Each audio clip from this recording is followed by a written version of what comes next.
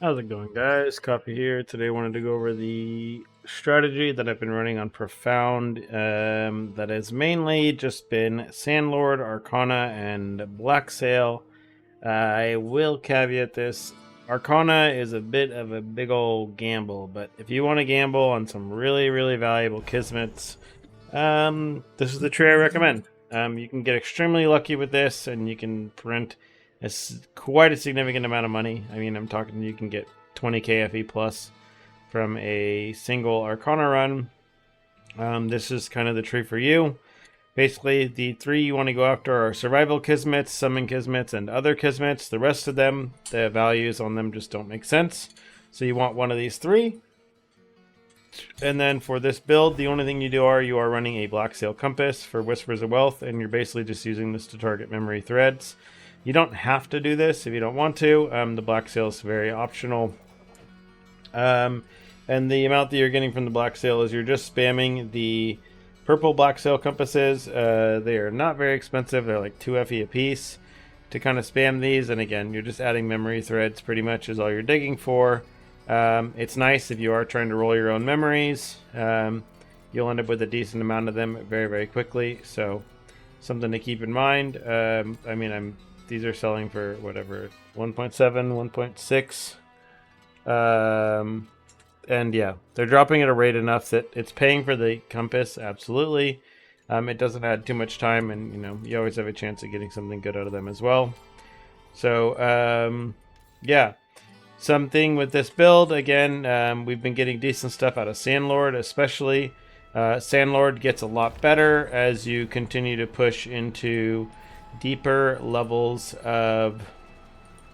as you push deeper into the Sandlord itself and level it up, you do end up getting much better drops from the actual league mechanic, from your gliders, and from your shipments. So... something that I have been able to start getting is I've been getting the level 9 items for blendings, which are like 700, 800 FE per, which has been really, really helpful. So something to keep in mind, I am still using the strategy of level 5 workers everywhere. For my ships, I am running higher levels with these, so you can see with these airships. And when you go to run your airships, what you want to end up doing is you end up actually wanting to run these with only 2 locations you're going for, which is Jungle Island and Reservoir Island. And the reason why you do these 2 is their loot does not overlap. So Jungle wants one subset of items and Reservoir wants the other. They won't overlap in regards to what they want. And I only send them exactly what they're asking for and nothing else. So you send exactly what they want, no more, no less, and just basically make sure you can send them a full shipment. You can see here how much days of gold I have here by using level 5 workers. So these last a long time, right? So if you need to go away for a while, this wage cost is, again, significantly lower than if you were to run higher level people. Which is very helpful. And yeah, you just kind of spam these between the 2, between Jungle and between Rezo. You're mainly digging for the high level kind of blending materials, but you're getting a decent amount of just base FE as well. And then for the gliders here, you are getting a lot of these beacons. Once you level this up, you can actually start getting deep space beacons from them as well. We do have these encounter events here. Now that I've leveled these up, these are actually giving me the beacons for deep space here. And then I've been for mapping, what I've actually been running here has been with precise elemental resistance, just because it is a lot more. The survivability is just a bit higher, and I figure I might as well just level while I'm in Profound instead of just chain dying. So my damage is a little bit lower, but it is still more than plenty for what we're doing while being on a really, really defensive setup. So, yeah, we kind of just zoom these. These are really nice. Again, the Sandlord mechanic, just especially these side ones here, give a decent little extra chunk of money, and you don't have to do too much to keep it going. You're getting a lot of compasses from these and a lot of the probes. The probes themselves have decent value as well for a lot of the things. So the deep space probes, some of them are like 40 FE a piece, so they are pretty nice. And then you're also getting these like workers and whatnot, as you can see. But the main thing that you're getting is, again, you're getting the majority of the loot out of these battles and out of just the normal runs, right? These glider encounters, you don't really expect the majority of your income. The majority of your income is going to actually come from the other runs themselves, from the ships, rather than from the gliders. So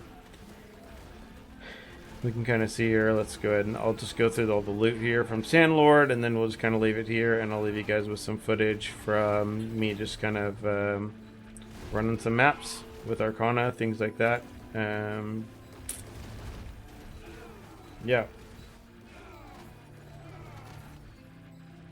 You can see here, they're pretty smooth, pretty fast. Again, the main thing I got from these were probes. It's not like, you're not extremely likely to get just like massive piles of FE or anything out of these, but the probes and stuff that you do good out of them are very frequent, very common. So go ahead and withdraw these, abandon.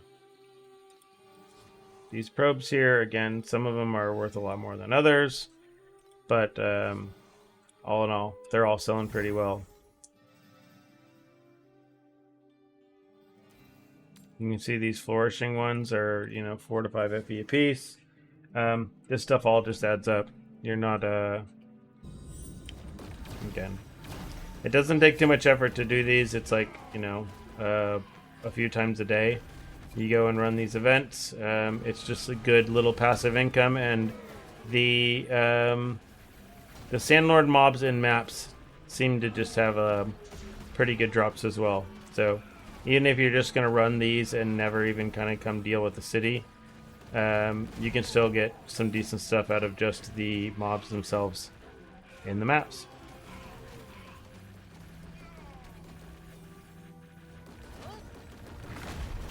These little ignite guys, they can be a little annoying. The ones that do the little like light fire beam thing, whatever it is. So that happens from time to time. But let's go ahead and kind of see here what we ended up getting just in these probes. You can see these ones are right here. The gear ones are 7 FE. The fluorescent ones aren't used as much, but these other ones are around 4. These ones are 4.5 to 5, and then the beacon ones are 4.5 to 5 as well. So decent amount. They all add up, right? 4 or 5 FE a piece. You get quite a bit of them, and then just a decent amount of raw FE and other loot. Yeah, if you have any questions, leave them in the comments down below, and other than that, see you in the next one.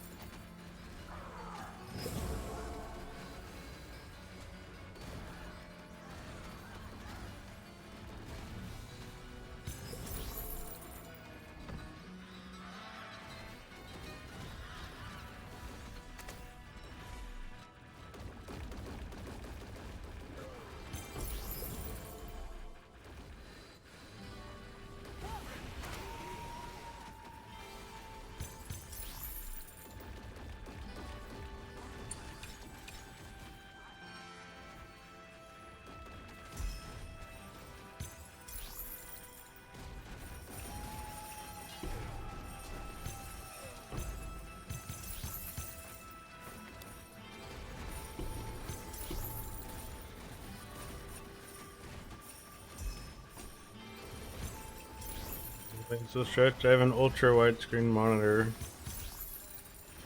Apparently someone was bringing me up, if you have an ultra wide, When you first go in, you have to hit Alt plus Enter, which is like normally for games will push it to full screen instead of windowed full screen or whatever.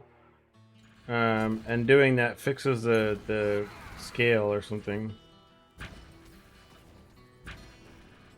I don't know.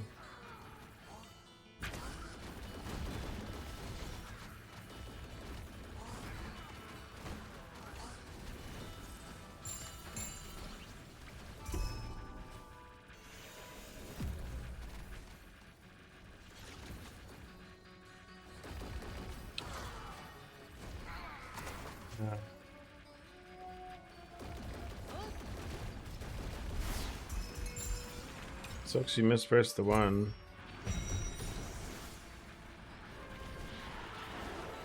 Someone got a steal.